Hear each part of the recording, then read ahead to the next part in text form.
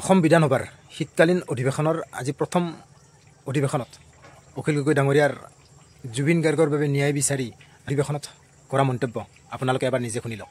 19 ছেপ্টেম্বৰত তেখেতৰ মৃত্যু বা হত্যা হৈছিল আৰু আজি 25 নৱেম্বৰত আমি প্ৰথমবাৰ তেখেতৰ বিষয়ে অসমৰ প্ৰতিনিধিসকলে 126 জনে আলোচনা কৰিবলৈ পাইছোঁ।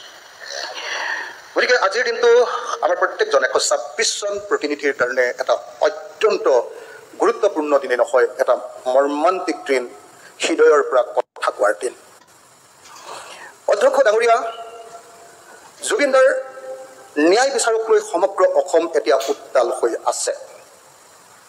সেই সময়ত মই আমাৰ মাননীয় মুখ্যমন্ত্ৰী অধ্যক্ষ ডাঙৰীয়াৰ জৰিয়তে মাননীয় মুখ্যমন্ত্ৰী ডাঙৰীয়াক ক'ব খোজোঁ যে জুবিনদাৰ মৃত্যু হৈছে ছিংগাপুৰত।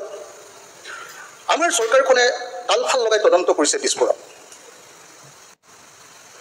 প্ৰথম কথা, মৃত্যু হৈছে ছিংগাপুৰত, তালফাল লগাই তদন্ত কৰিছে দিছপুৰত, গুৱাহাটীত। গতিকে তদন্ত সম্পূৰ্ণৰূপে বিপথে পৰিচালিত হৈছে। প্লেচ অফ অকাৰেঞ্চত তদন্ত কৰাটোৱে হ'ল ভাৰতীয় আইন মতে তদন্তৰ, মৃত্যু বা হত্যাকাণ্ডৰ তদন্তৰ মূল কথা। আজি আমি দেখিছোঁ যে তদন্তকাৰী সংস্থাই জুবিন গাৰ্গে পুৰি খাবলৈ যোৱা দোকানৰ দোকানীজনক তদন্তৰ আওতালৰ মাজলৈ মাতি আনিছে। আজি আমি দেখিছোঁ যে তদন্তকাৰী সংস্থাই বিহু কমিটিবিলাকক মাতি আনিছে।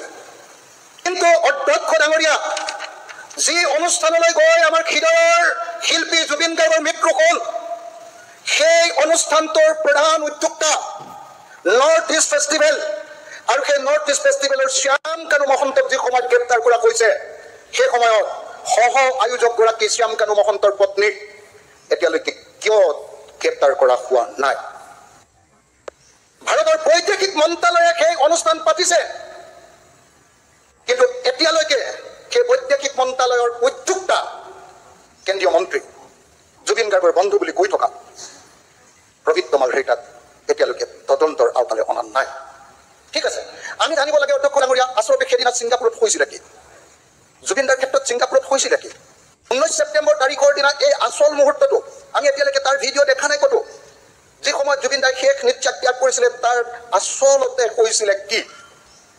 অখিল গগৈ ডাঙৰীয়াৰ মন্তব্যত যদি আপোনালোকে একমত, তেতিয়াহ'লে ভিডিঅ'টো লাইক কৰি এটা শ্বেয়াৰ কৰক আৰু লগতে কমেণ্টত জাষ্টিছ ফৰ জুবিন গাৰ্গ বুলি লিখক।